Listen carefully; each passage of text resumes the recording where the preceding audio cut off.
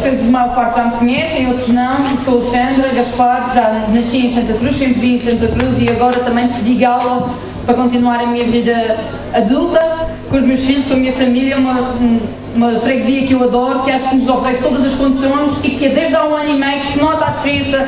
Podemos confiar nos nossos filhos, podemos confiar, todos os nossos idosos vão ter um novo centro de saúde, vão ter novas acessibilidades. É uma freguesia que está em mudança e que nos transmite confiança e que é uma freguesia ideal para viver, além do nosso concelho também, que tem sido, nota-se que está de mãos dadas com a nossa freguesia.